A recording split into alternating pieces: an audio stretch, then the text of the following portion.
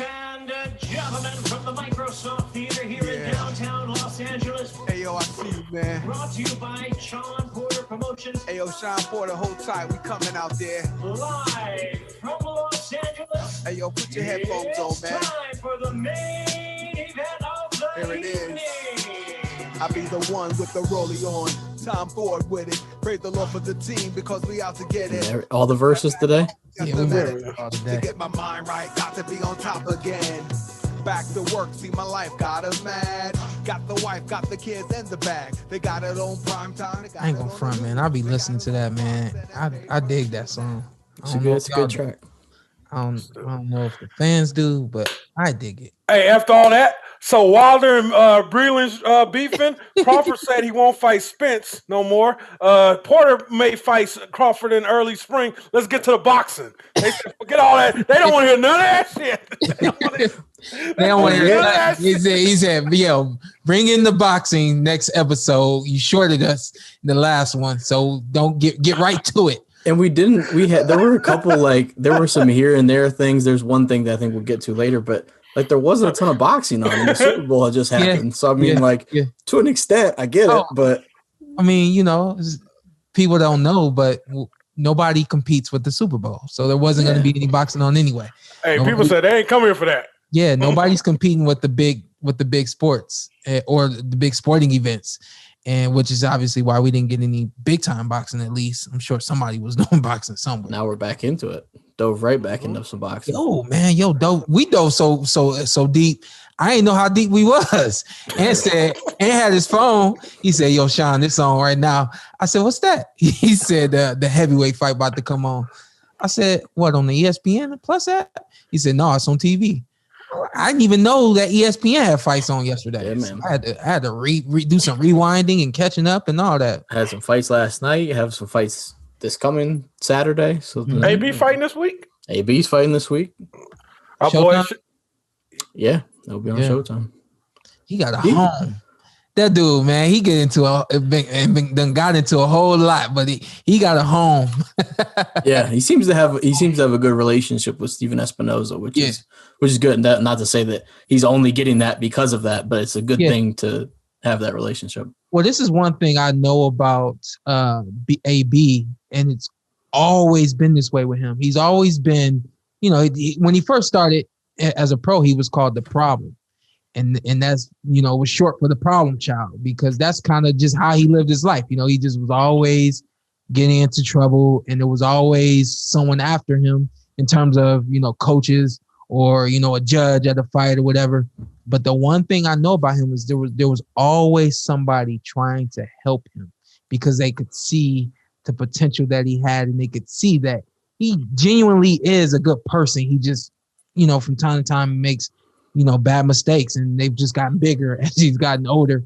It's how the world turns. So in Steven Espinoza, I think that even if they didn't have a good relationship, they may not have a good relationship, but he simply wants to help AB, so shout out to Steven Espinoza, always giving AB, Adrien Broner, the platform that he needs to do his work.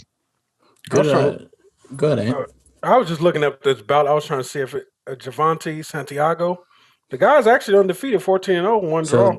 Yeah, they had to replace the initial opponent. I can't think of his name off the top of my head. It was a decent matchup. This one I don't think is I don't think this guy has much of a chance to beat AB, but hopefully this is one where Broner gets a chance to let his hands go.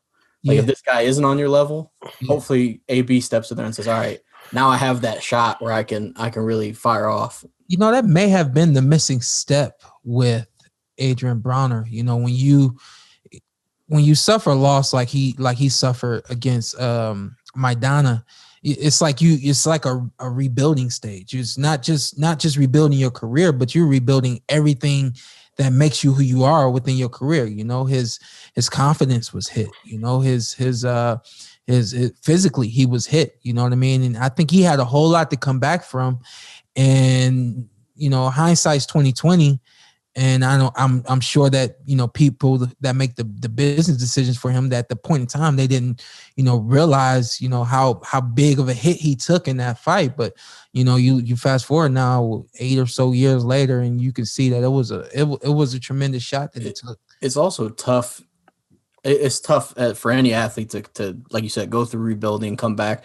It's especially tough if you've built yourself up to what Adrien Broner was. Yeah. That not only was he supremely talented, and we all knew that, multiple division title holder, but also the confidence, the flash. Mm-hmm. So then it's not like, okay, let me just kind of go back this route on the side and just get my confidence back up, whatever. They're not like, oh, okay, yeah, go ahead, we're not gonna watch. Everyone's like, all right, who's he fighting next? Yeah. And you're on them at all times. So it's tough that way. But and again, hindsight's 20/20. But for me, if I have someone like that, like hypothetically, my son, he grows up, gets a little bit bigger, and he's balling out, doing what he loves to do, and I see a certain personality coming from him that shows up where he does what he does, and then hypothetically something happens, and then he comes back and he's doing his thing again, but it's not clicking the same. I'm looking to see what's not clicking, what's not allowing you to do what you got to do. And when you look at AB, all of that energy put into being who he was when he was the problem, and when he was really making humongous statements in the sport of boxing. And then you take a look at who he all of that energy is not the same going when you get back into the ring, and it's like, you need that energy in order to be who you've been in the past, So I think there's still a lot for him to come back from. And I think the biggest question is it too late? And honestly, I don't think it is. I think that he's someone that, if he's able to be, rebuilt and, kind of refurbished, for the sake of words, I think that he could be something, great again. Yeah, at least, or at the least very good. Yeah. He's been far from very good lately too. And I think he's trying to get to the money division, which is the welterweight division. I don't think he can compete in the welterweight division, just like Mikey Garcia. I think they need to stay down at 140 and compete down there. Mm-hmm. But welterweight it's a different level for him. Definitely think that Mikey Garcia needs to be down at 140. Yeah. I feel that Adrien Broner needs to be at 140, but I know that that's tough for him to get the weight. Yeah. Yo, let's get into the fights this weekend, man. Because I feel like it's gonna be long. Well, say, cut my man Carson out. My man Carson has some detailed work. He has some detailed stuff to say. This dude really didn't. All he's gonna say is AB still my favorite fighter. That's all he's gonna say. I'm always an AB fan, but no, what I was going to say was, I think you're correct. I think AB physically is still definitely talented enough to be a player at either division. But we had a title change hands last night. Yeah. And another title just could disappear. Yeah. It just goes off into the sunset. Yeah, let's jump into the zone right quick. Yeah. I liked all of I'm not gonna say all the fights on the zone, but I did like the Ronny Rios fight and Oscar Negrete. I am a fan of Ronny Rios because we kind of grew up in the amateurs together. We fought on a couple of teams together, and we fought at a bunch of different national tournaments together and all that kind of stuff. He won the U.S. championships twice. A lot of guys can't even do it once. I didn't even do it once, He won the Golden Gloves as well, So now sitting at 33-3, super bantamweight division.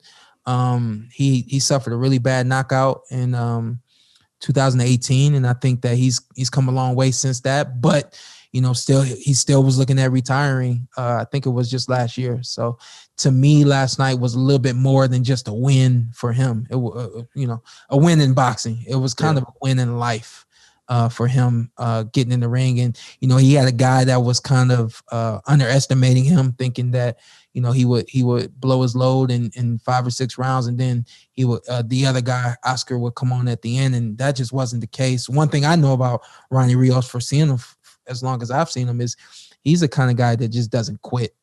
And especially if you allow him to do the things that he wants to do, a lot of fighters, they're just not going to quit. They'll ignore fatigue.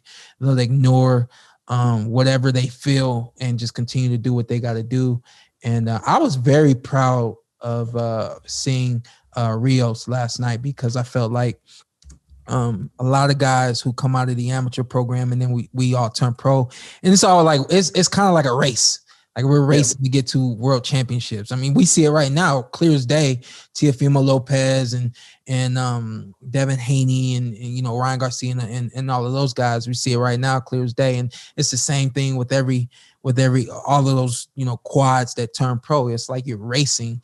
You're not literally competing against those guys, but at the same time, it's like you want to be the first one to do it. And he was one of the few guys that, you know, everyone thought would have a lot of success as a professional, and he did, you know, and then he got to a certain point and, you know, really just kind of stalled out a little bit, but seems like he's right back on the track that he needs to be on right there at super bantamweight.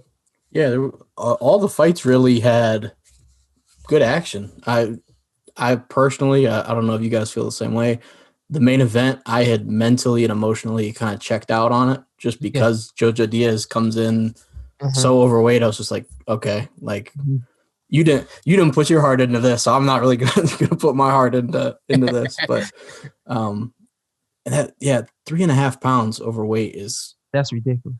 That's a lot. That's ridiculous. I told Ant a lot of times. I hate this podcast. Let me say. Yeah, I was just about to say. You just not said this. I hate this. He giving away everything. Yeah, I hate this podcast, man. I just feel like I say too much sometimes, and I think my dad is maybe he's probably a conversation or two away from shutting everything down. So. Nah, it's just, you know, the few conversations that my dad and I have had about this podcast. He says, yeah, you say it too much sometimes. So, but all right, don't even say that. Don't say that. Just let it go. I mean, there's no secret. We all have our own scales. We take our own scales to every fight before this virus happening. We always have our own scales, and a lot of times is you jumping on 2 or 3 different scales just to make sure your weight is right. Like the weight's a big deal in boxing. Sucks, but it is what it is.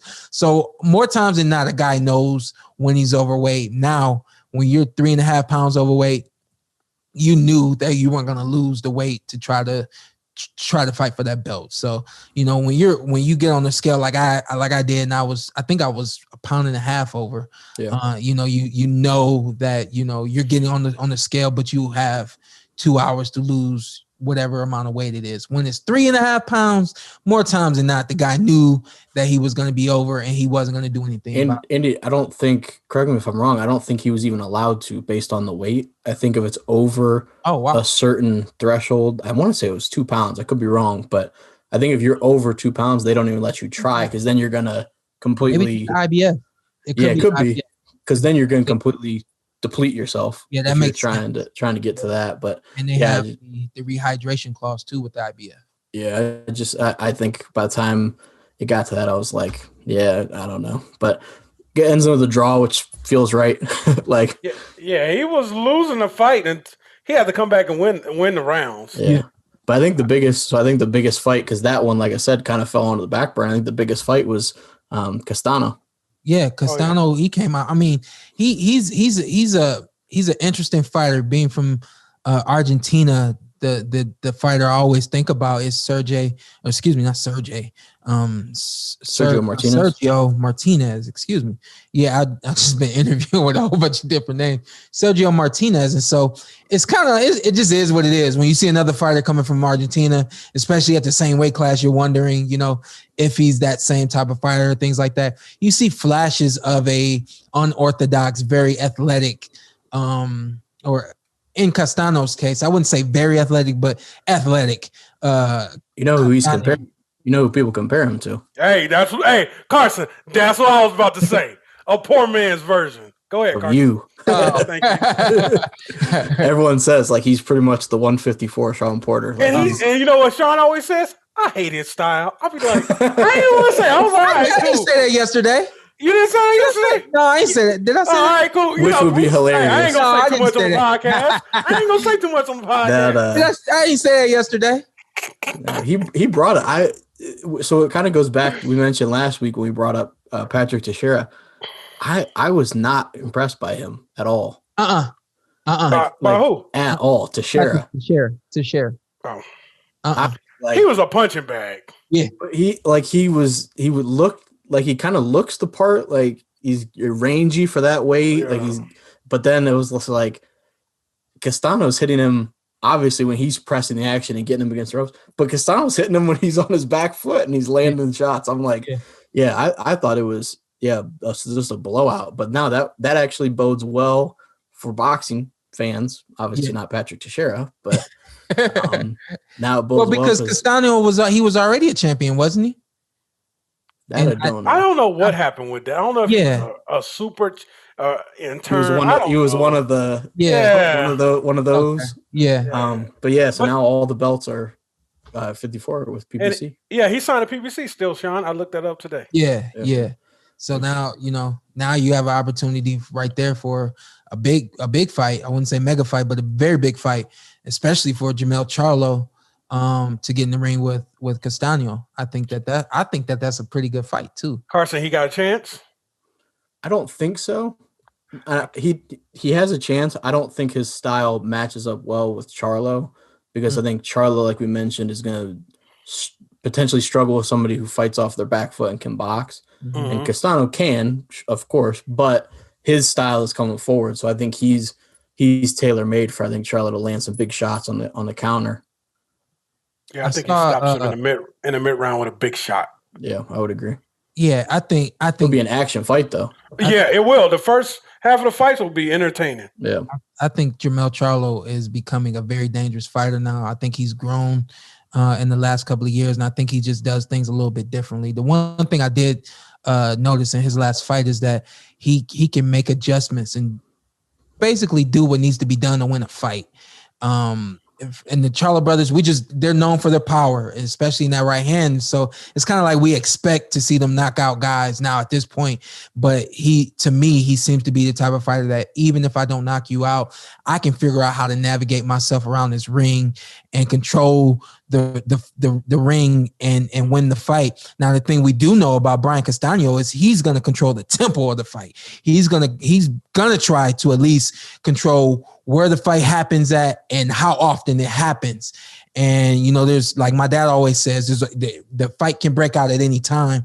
And for Brian Castano, you just never know when he's gonna just push that button and go this way, that way, and then come right forward at you. His whole thing though is that he's coming right in the line of fire. Sean, he needs to be more on his angles, kind of like you. Yeah. You can't line up with that man. Yeah, you will go to sleep. And you line up with Charlo. That's what he gonna line you up. Yeah. He's gonna line you up and lay you down. Is how that's gonna go. But no, I think that would be. I'm happy for Jermell that he would be able to unify now because the Teixeira fight, it just kind of like the fight yesterday. Yeah, it would have been. Yeah, like Charlo would have been. With this fight, I think that this fight, it should happen. Brian Castano and Jermell Charlo, we will see exactly who Jermell Charlo is, and hopefully in 2021, we'll see who he is as a boxer. Shit, we know who he is already. Yeah, and also see the truth. We've seen put the heat to him. Yeah, but we've seen him, and there's kind of. There's kind of a mystique that all he is power and, and things like that. And I think that with Castano, it's got to be more than power. And I think that's what I mean by he's going to, I am a Derrick James fan. And it came from actually the interview that we did with him.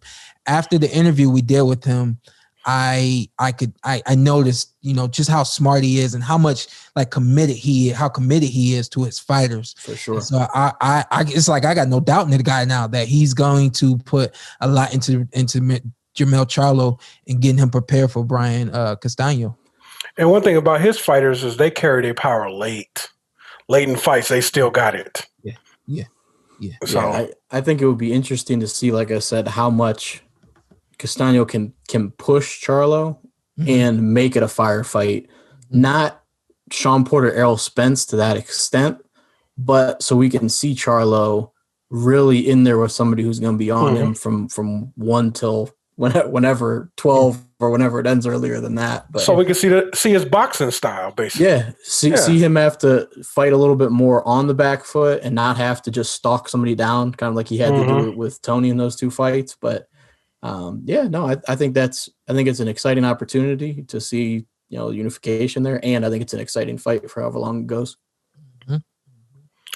All right, Sweet and Low picks up a win. Oh yeah. Let's talk about it. Just Sugar Man. Why you call him Sweet Low, man? Hey, a couple people were feeling the nickname. A couple people in the comments were feeling the nickname. Hey, man, listen. So I had an opportunity before Shane. I'm going to just call him Shane. Before Shane fought in the championship of the Contender, he actually had me come in and spar with him. He fought Brandon Adams in the championship of the Contender. And I had an extreme pleasure to be around. It was the most time I had spent around Naseem Richardson. And I soaked it up, man. That's one thing I learned from my dad. My dad is like, hey, you around with somebody that's got knowledge, you get as much as you can from him. And I mean, I was grabbing him any chance I got to like get stories from him and all this kind of stuff, man. Just an amazing man. I missed the dude, you know what I mean? Like I really enjoyed who he was as a person. Yeah. And I miss him. Shout out to Naseem Richardson and the Richardson family. Absolutely. Back home. Yeah. In Philly. But saying that to say, last week you had tried to give this weak nickname was strong to Sweet and Low, and I just called him Sweet and Low. Yeah. I know, I just let it go. That's what said too sweet and low. Yeah.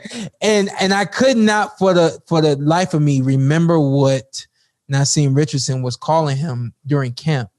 But when he came to the ring and they announced him as Sugar Man, I was like, oh, Sugar Man, okay, yeah, you want sure, that's cool. And then immediately it came to me. So because Naseem trained his dad was, Sugar Shane, he would call Junior Spice.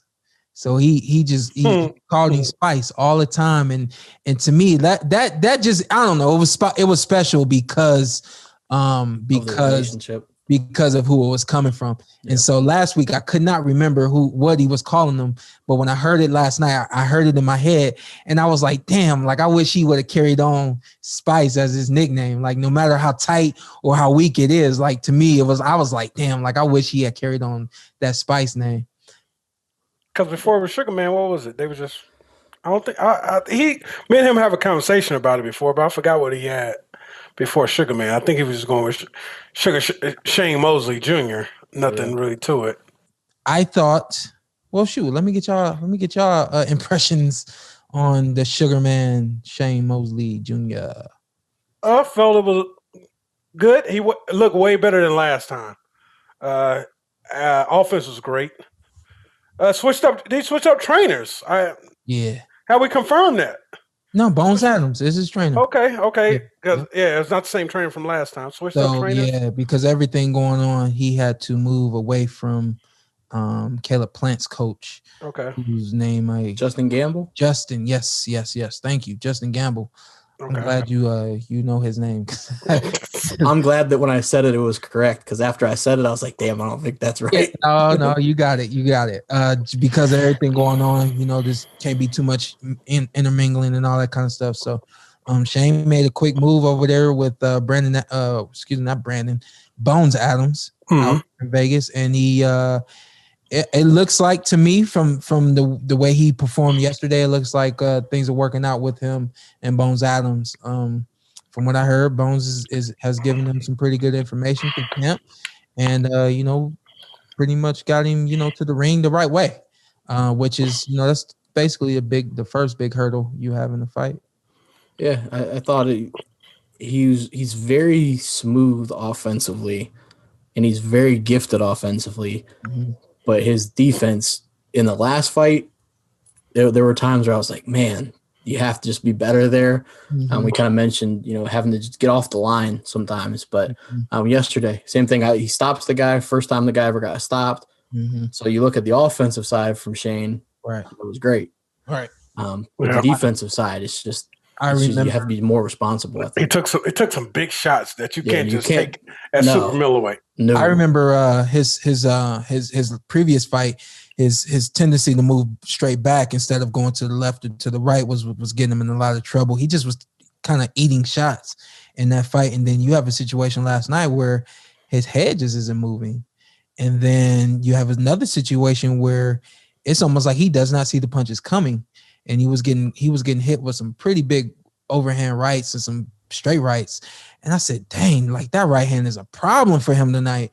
And he did something offensively to close this dude's eye up in the third round. really good jabs. And then after that, that's my whole thing. Like, as a fighter, you should be able to recognize what's working well, and really not when you see what's working, don't do any more and don't do any less, or pick your moments when you want to do more and when you want to do less. And at the end of the day, this is boxing. When you decide to do less, the number one thing you're supposed to do more of is have defense. And that just seemed to be like a big, big thing for him last night was his defense. It's interesting. Sergio Mora mentioned it. And when Shane is relaxed, he's really good offensively. He just seems to have a rhythm where if it looks like Sergio mentioned, he looks like he's just fighting off instinct. He's really good offensively at that time. You can kind of see when he's got his rhythm going.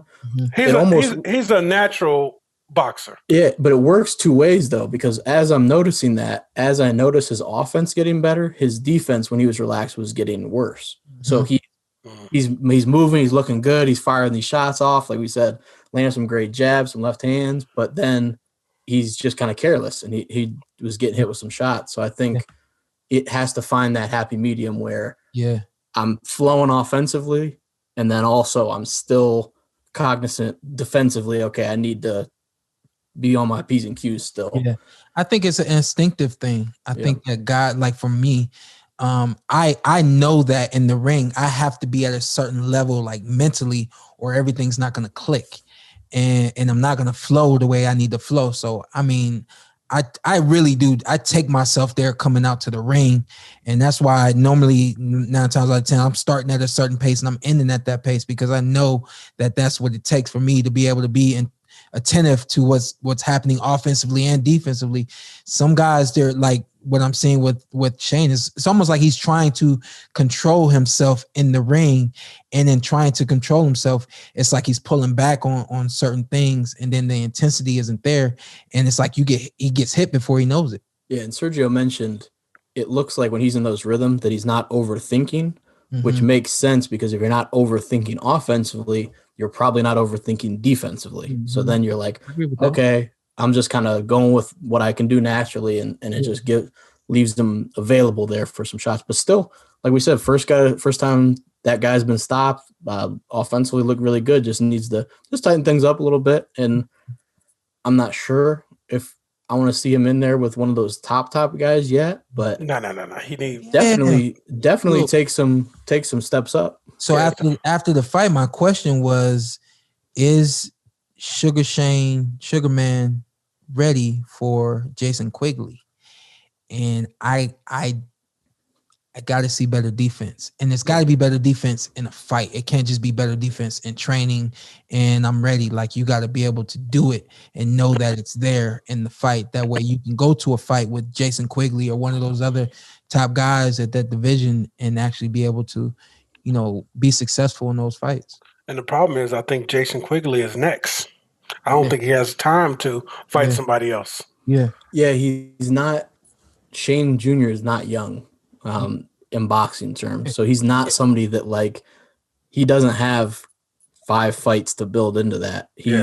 Obviously, everyone's timeline is different. So you don't have to have a world title right now. But I don't think he's somebody where he can just, for the next 3 years, build and rebuild, keep fighting the same kind of guys and not really elevate or go down. But I told Ant last night, I see it in him, man. I told Ant, I'm not saying he has the potential to be his dad or be as good as his dad, but he has the potential to be a very good boxer.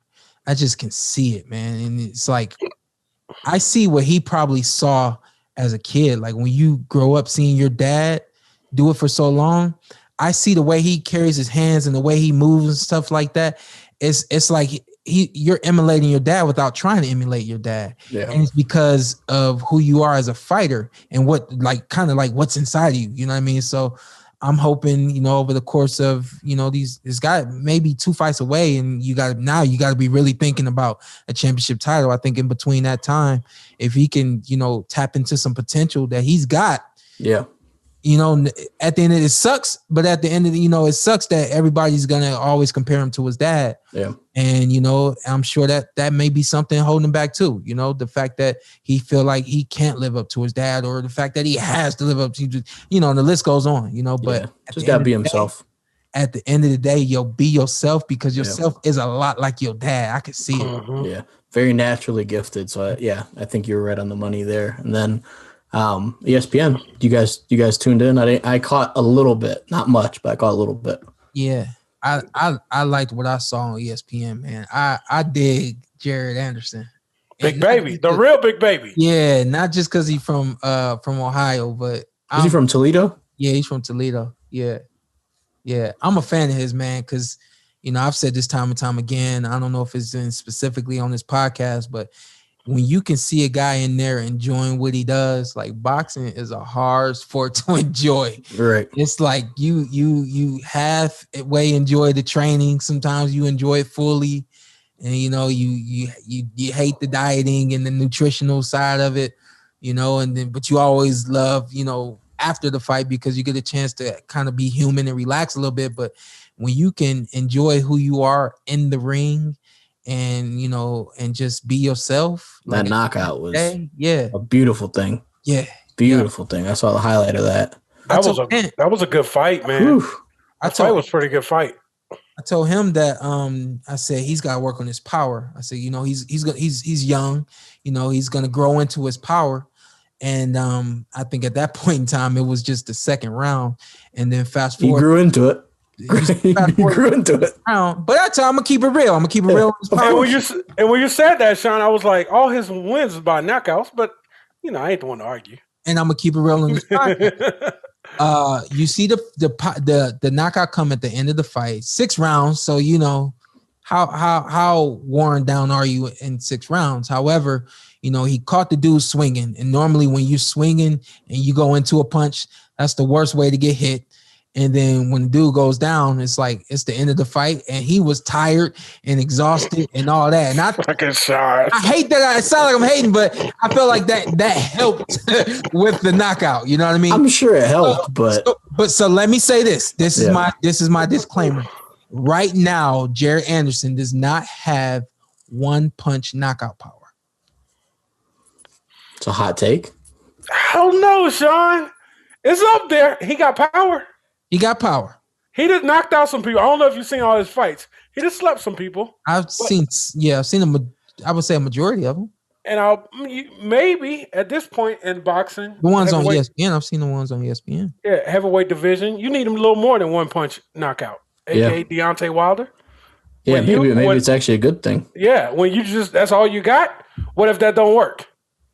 What if I can dodge you for 12 rounds? What if I sleep you? Hey, that's why I'm a fan of his. Okay. That's why I'm a humongous fan of Jared. Okay, so you say it's not negativity. Oh, no, it's not negativity. Oh, no. It's not negativity at all, because the thing that we do know, this is what we know about heavyweights. They mature later than welterweights, super middleweights, and the list goes on. It just is a fact in boxing and sports in general. The bigger guys are always the guys that mature later. So he's going to grow into his man strength. He does not have it now. And what I was saying about that is it would be advantageous for him to find someone, a strength and conditioning coach, get a program so that he could increase his power. Along with, it's going to come naturally, but if he's able to increase it on his own right now, he'll become an even bigger problem than he already is. But the reason why I'm such a fan of Jared Anderson is because he has an amateur background, an amateur pedigree, and there's not very many heavyweight, even the champions right now outside of Tyson Fury, who have the extended amateur background that he has. So Joshua, but.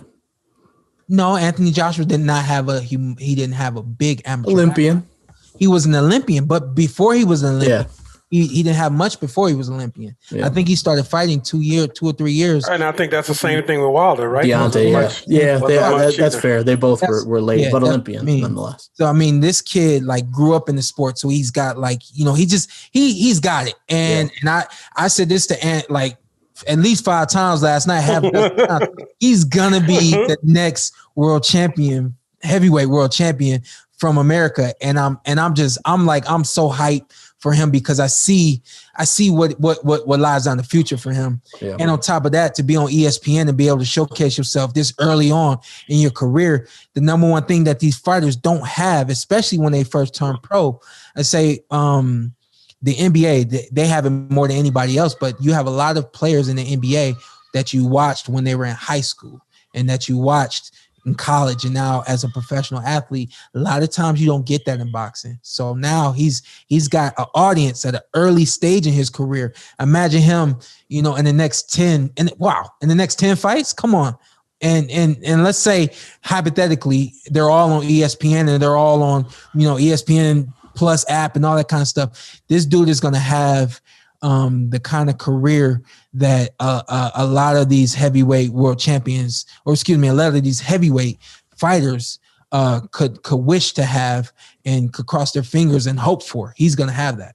And he's part of that new age of boxing with the Lopez and all those guys. Obviously, you, Earl, and Wilder's next 3 or 4 years, you guys are out of here. Yeah, that's going to be the new age of boxing. Yeah, I always say this about boxing, man. Boxing is about timing. Yeah, and the timing for Deontay, we could use Deontay Wilder as a prime example. The timing for him to only be fighting, I think he was only fighting 2 years before he made the Olympic team. Maybe 3, 4 tops. Hey, was Deontay sleeping people like that in the Olympics? No, not in the Olympics, but like here in the States. Yeah, he was. Yeah. Even like in training, like it was kind of. Hey, he slapped somebody in high school or something one day, and somebody said, "Hey, you need to box." It was something like that. Like, hey, you need to box. But you know, just saying that to say that, you know, boxing is about timing. And, you know, I had my time and I still have my time now. And, you know, Deontay Wilder was the kind of guy that he had the perfect timing. He came around where there wasn't a Jared Anderson in his division. I would venture to say that he wouldn't have been able to beat Jared Anderson when he was in you know, years ago when he was going for the Olympics, because I think that Jared Anderson would have had just too much experience for Deontay Wilder, but there was no Jared Anderson back then. There was Deontay Wilder. There were a couple of other guys who had a lot of experience as an amateur, but they didn't have what it took to beat Deontay Wilder, that the type of, you know, fight and grit and things like that we see from Jared Anderson. So now, you know, you got a new age now where you got guys like Teofimo Lopez saying, yo, I'm gonna take my talents to South Beach if it ain't on and popping still over here with Top Rank. You know, I like it over here, but hey, what do you mean about who's South Beach? Carson, who's South? Deshaun, don't answer this. Carson, who's South Beach? Pat Riley, to the best of my knowledge, but I don't know where he comes into play here. Hey, so ESPN's gonna have, I don't know how much more you guys want to dive in on that card last night, but that fight this coming week, Burchell and Valdez, I can assure anyone that's listening that's not familiar, if you're looking for offense, it will be that fight. Yeah. Big 100%. Yeah. So we'll be right here to talk about it next week. Hey, that's the same time as AB? I don't know how they That's exactly what you're not going to get with AB. My man ain't throwing his hands. I hope he do. Hey, what if AB come out and throw 100 punches? Hey, I'm with it. I lose my mind. I hope we see it, but yeah, Burchell and Valdez is going to be a fire fight. And there's actually on that Showtime card, both undercards are somewhat interesting. You have Brazil and Otto Wallen, a heavyweight fight. That's going to be a good fight. And then Ryan Martin, blue chip, turbo, however you want to call our guy. He's fighting Robert Easter Jr. Oh, we got a good card. That's actually a nice little fight. Okay. Yeah. Yeah. That's nice. No, yeah, that should be a good one. Hey, yo, let's give Commey his just due right quick. Yeah. I didn't catch a ton of the main event, so I didn't. Richard Commey comes out, and I mean, he just looks sharp. Both guys look very good. Jackson Martinez, he looked very good as well. 6-round KO by Richard Commey. Now, physical guy, physical. Yeah. I'm at fault, and so I want to call myself out, but I want to call out the boxing community, and I want to call out anybody else that looks at guys who have losses or guys who get knocked out like it's a wrap. And I'm at fault for that too. I'm guilty because I thought that I wrote off Richard Commey after he had got knocked out by Teofimo Lopez. I didn't know much about him going into the fight, and so when I saw it and I saw the way it happened, I said, "Oh, he's just a name. That name's done." So on and so forth. I mean, he comes out last night and he looks tremendous. Both guys look very good, but he looked tremendous and very physical, like Ant said, against this Jackson Martinez kid. And then 2 knockdowns in the 6th round. I mean, both knockdowns were big knockdowns. The second one was vicious though. And as soon as I saw it, I was like, dang, like, yeah, that I did that too. But I want everybody out there to know that it all depends on the fighter. If the fighter is willing to continue to do what he loves to do, has the desire to do what he wants to do, it ain't over. Don't stop retiring guys before they retire. And I'm not saying I retired Commey, but I looked at it like he was a name, and I thought that he was a name that was going to go away after his fight with Teofimo Lopez. And that was not the case last night. And I was very impressed with what I saw from Richard Commey. It's easy to do, I guess, in the angle of if you don't know a lot about a guy already. Yeah. So if you don't know a lot about him, you already don't give him benefit of the doubt, which is, it's maybe wrong, but it's human instinct. Human nature. Yeah. If I don't know you, like, okay, never really heard of you, I don't know your resume. So I think then when you see them get knocked out, it co-signs what you already thought. Oh, I didn't know this guy anyway. So yeah, like you said, I think that's kind of a natural instinct. But no, it's good win by him, and it was cool to see just from the outside to see Teofimo was rooting for him and was shouting some instructions there and seems to have some love for him, which is pretty cool in the boxing community. They say he was in the locker room too, which was tight. And it's a testament to the boxing community and how tight we really are. Everybody looks at my situation with Terrence Crawford and you're thinking one or two things. You're thinking Shawn, they're friends and they're never going to fight, or you're thinking, hey, they don't care about being friends, they're going to fight.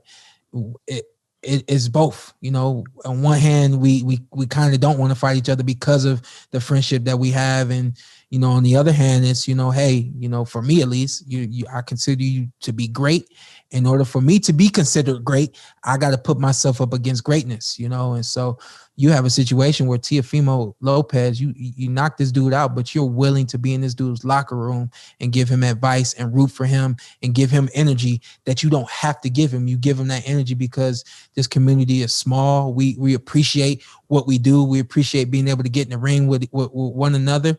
And when it's all said and done, we're always going to be respectful of one another because, it's a dangerous sport, and this sport more than any other sport in the world it commands a lot of respect.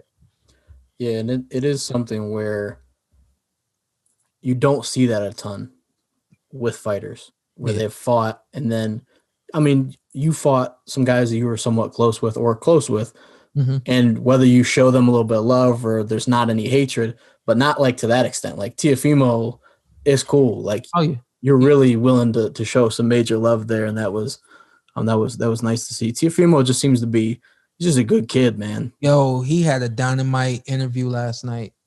I know you missed it, Carson. Go back and watch it, man. He had a dynamite interview, man. He was talking with Mark Kriegel. Mark Kriegel, yeah, he was talking with Mark Kriegel, and Mark Kriegel was giving him the jabs, and he was throwing back 1-2s. You know what I mean? So at the end of it, he says, "Hey, I want to see what's going to happen with this Jose Ramirez and Josh Taylor fight, and then I want to fight the winner of that." And Mark Kriegel says, well, hey, whoa, what about these other guys right here? He says, I'm not looking back. He said, I'm past them guys. I'm looking forward to bigger things. He says, I'm unified, or excuse me, I'm undisputed at 135, and I want to move up to 140 and take on the big challenge at 140. So I really appreciate what I saw and heard from Teofimo Lopez last night. I can't be mad at that. I saw some people kind of angling that he not ducking, but like I think there's one thing all three of us here and everyone listening knows about Teofimo. He doesn't duck anybody. Yeah. And so I think, and it's not like it would be different if he was saying, there's a guy at 140, it's like decent, like contender, like maybe I can fight him. Like you're talking about fighting the winner of a title fight. Right. So I can't be mad at that. People kind of blaze your own path. People be mad when they don't get what they want. Yeah, and would I like to see him against those other guys? Absolutely. No we all would. About it. Yeah. But it's not like if it was us, we'll keep him in a pot right there at 135. Yeah, just for a minute. Yeah, just give us 2 years. Yeah, maybe one. And then move there. But he's blazing his own path. I think we know Teofimo doesn't. He goes to the beat of his own drum for damn sure. Yeah. He's not gonna let the fans dictate or let the business dictate. He's gonna try to dictate what he can for his own career, which is great. And what I like is I feel like Shawn mentioned this a couple episodes ago. Boxers are realizing they have more control than they put out there over their career, and promoters are not liking that. No. That's all I'm gonna say. Yeah, promoters is not liking that. And promoter is not liking that. But it's cool to see this. We've mentioned it 1,000 times. This next generation though is. They're making the sport fun to watch from an entertainment in the ring standpoint and from a fan perspective of seeing the fights we want to see and just continuing to test each other. But I think this next generation is going to change the game of boxing. I don't know. I think it's for the good. Yeah. But this game and business-wise of boxing is about to flip. Yeah, sure. I'm going to do the best I can to catch everybody up on what's going on with Teofimo Lopez and why he said he might take his talents to South Beach, a LeBron James reference. Which hurts a little bit as a Cavs fan, but that's comparing why you take all of that there? Because it's comparing the Cavs to Top Rank, which hurts a little bit. But go ahead. So basically, when he was fighting Lomachenko, he renegotiated his purse for the Vasily Lomachenko fight. So now becoming a undisputed world champion, you got all these belts and you supposed to be fighting for all this. But because of the negotiations you did a couple of months ago, you're only subject to this right here. And so right now there's negotiations for how much the fight's going to be. His next fight, which is for a mandatory, how much is going to be, and if the promoter cannot come to an agreement with his side of everything, then they won't be able to make a fight, and then the mandatory fight goes to what's called a purse bid, and then when you have a purse bid, any promoter around the world can bid to have this fight. So right now his purse minimum is set at $1.25 million.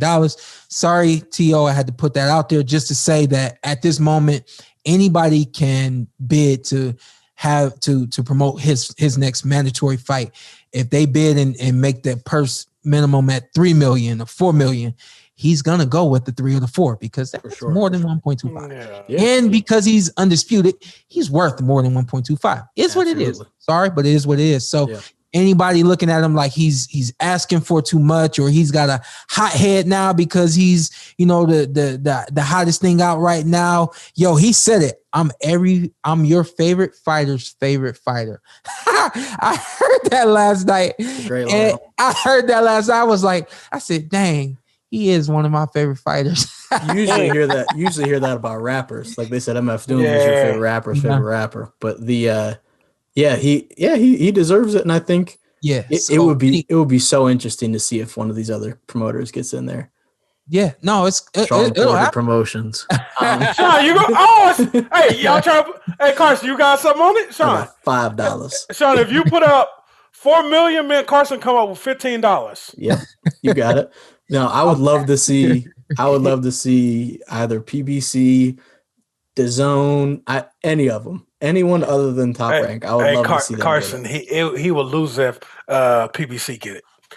He for don't sure. want them. And that would be the best. He do not. That would be the best. That would be the best circumstance possible. But my so God. anybody looking at him like he's, unloyal or anything like that at all, like he owes Top Rank and all that, he did what he had to do. And like he said last night, why are you not, Mark Kriegel asked, why are you not rematching Vasily Lomachenko? He said, there was no respect. They didn't give me a rematch clause. Why should I rematch him?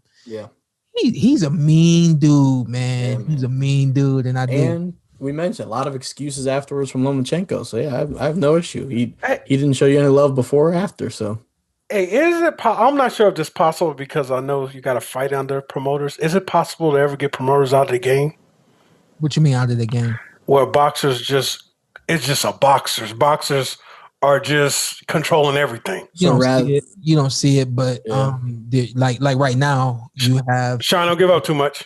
Canelo Alvarez. Well, Canelo Alvarez. Canelo Alvarez essentially is a free agent. He is fighting on the DAZN platform, but he is a free agent. You don't get too many fighters out there who are free agents. That type of situation would be, a fighter controlling it all type of situation. Okay. And Mikey Garcia is kind of in that situation. Yeah, how did I forget to get Sean? Shout out to Shawn Zytel. I told him that we were gonna have him on today. Oh, you out of line! Oh man, listen, I gotta shout out my man and this is what made me think about him because I know there was a point in time. I know that there was a point in time where there were two fighters who basically promoted their own fights.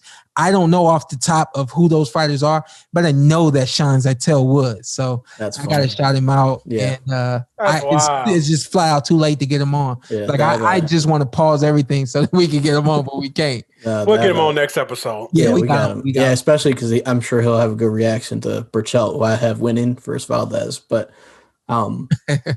so one thing we have to address that we didn't address last week that fans were unhappy about. So we can have this as the fan Q&A, but it's really just one general question. Okay. Thoughts on Ugas becoming a full world champion? Oh, you did mention you wanted to talk. And Pacquiao now is the champion of recess or of recess. I think it's very simple. The simple answer is now I need to see you win. This is a simple answer. What does that mean? He's doing the Johnny Manziel, it looks like. I think he's saying moolah. My thumb is moving behind these. What? What? You want what? He's saying cash rules everything around. Hey. Bling. No, man. We'll move. All right, you go break it down. You get a game side. No. Yeah. I mean, the simple thing is, I need to see you fight and I need to see you win. And after that, I think I will recognize him as a world champion. I think I need to see him win. I need to see him fight and I need to see him win. And then I'll recognize him as a world champion. It just happened the way that it happened, and it's no secret, he was on the way to a championship title, and he's put himself in line a couple of times. And, now, he's been blessed with becoming or being recognized as a world champion. And I think now I see you win a fight as a world champion. And I will respect you as a world champion. Who does he fight? Earl said he'll go fight him and take the belt from him, which is smart by Earl. It's so funny, but that just because you were handed a belt, and again, Ugas has earned to be in that conversation, but you literally didn't fight for a belt. Even if you go to Shawn winning the WBC, you had to fight Danny Garcia for the belt. Right. It wasn't just like it was a and he fought somebody else. Shawn had to fight twice. Yeah, but to actually win the belt, he had to beat Danny. So it's different in that sense, but it's funny to be handed the title, literally just named the champion. Yeah, you're right, Carson. And then Errol just to be like, oh, I'll fight him now. Not that an issue from Errol's side. It's just funny how boxing works that his resume didn't change. It's the exact same. He didn't win a fight to get that. Yeah. It was just now you add champion next to him. It's like, oh, I'll fight him. Yeah. Just kind of funny. Yeah. If he fights somebody, a nobody, if he don't fight Earl, I'd be a somebody. Porter, Thurman, either Pacquiao, those top guys. Right? Yeah. Thurman putting him to sleep. If he don't fight those top guys, it'll be a good fight. Does it matter? What about one of the younger guys? What about like Boots Ennis or Virgil? That's Ortiz? easy belt for Boots. He can't beat Boots. That's an easy belt for Boots. He can't beat Boots. Hey, one second.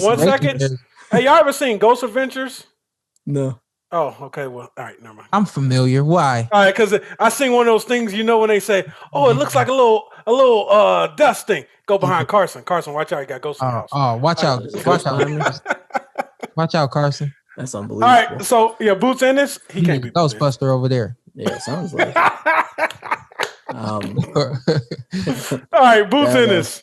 I was gonna say, I think the only separation there is the maturity. I think that obviously with Ugas being mature and being a strong man, that could present a problem for Boots. But I feel like Boots would be too fast and too sharp. Also, the fact that Boots, he doesn't have that kind of championship experience. Ugas has been in the ring with some champions. He's been in the ring with some guys. So those. I think it's an interesting fight, but I think it's a fight that Boots actually wins and becomes a world champion.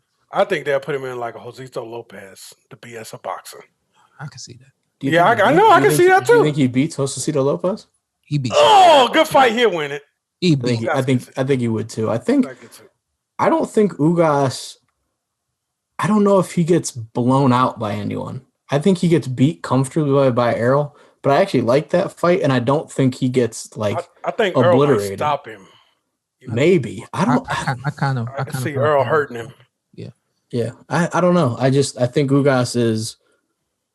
I think he's strong physically enough, and I think he's gifted enough as a boxer where I think he gives a lot of these guys a run for their money. The Thurman fight, now that Ant mentioned it, that Thurman fight is intriguing as hell. That's a good fight. Thurman fight more than that's a good fight. The Errol Spence because we don't know what I don't think we're getting the same Thurman we used to have all the time. No, and it will also I want to see Ugas. So now you got the belt. For years, you've been the guy that wanted the belt, tried to get these fights.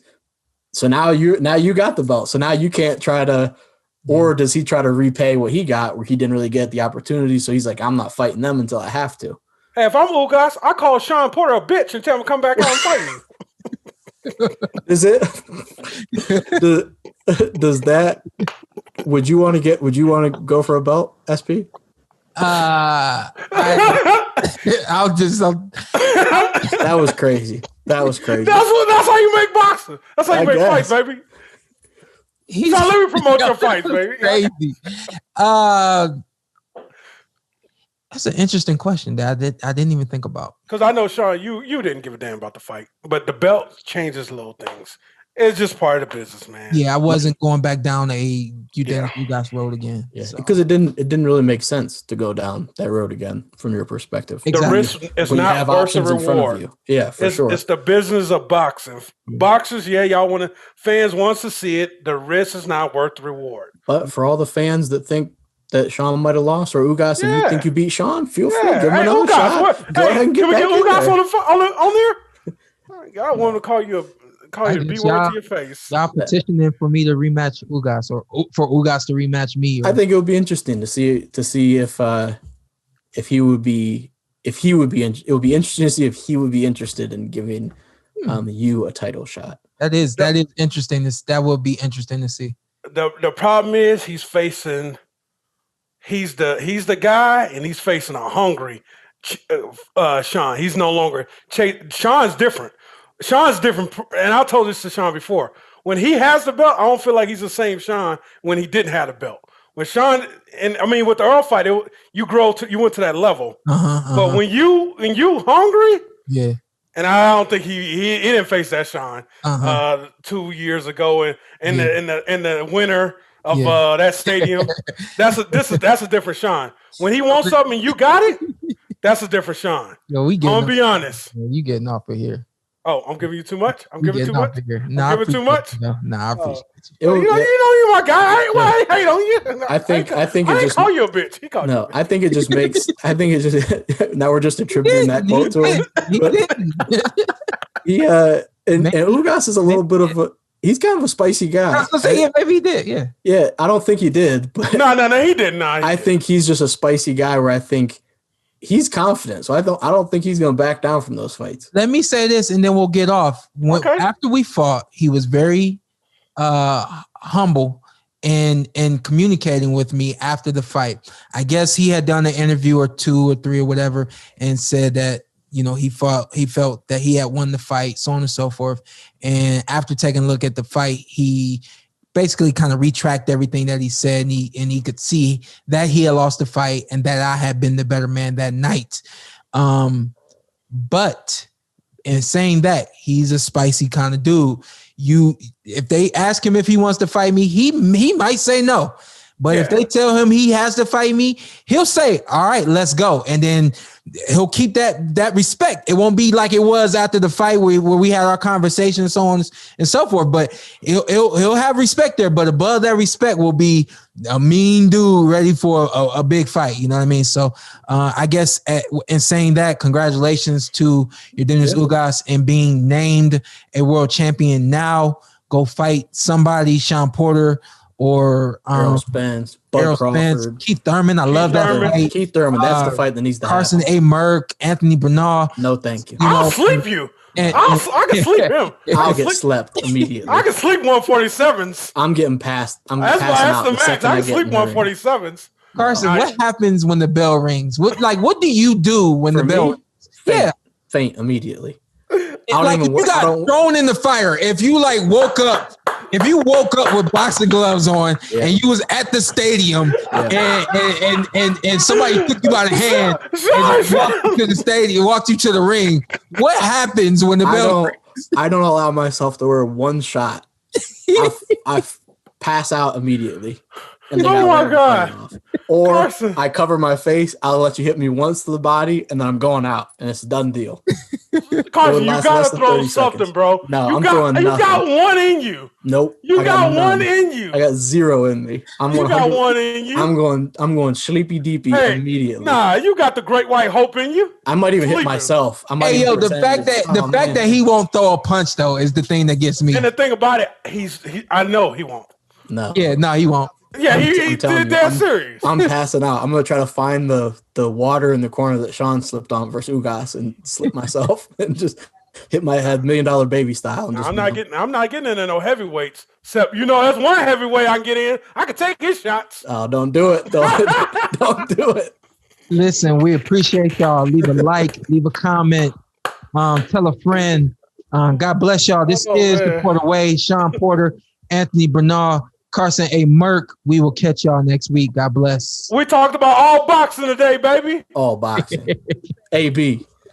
Oh, hey, AB this weekend. AB all boxing. Don't tell me you didn't enjoy what you saw, because I know you did. What you need to do now, hit that subscribe button, hit the like, hit that notification button. Check us out every week, every Tuesday. Something new for you right here on the Porter Way Podcast.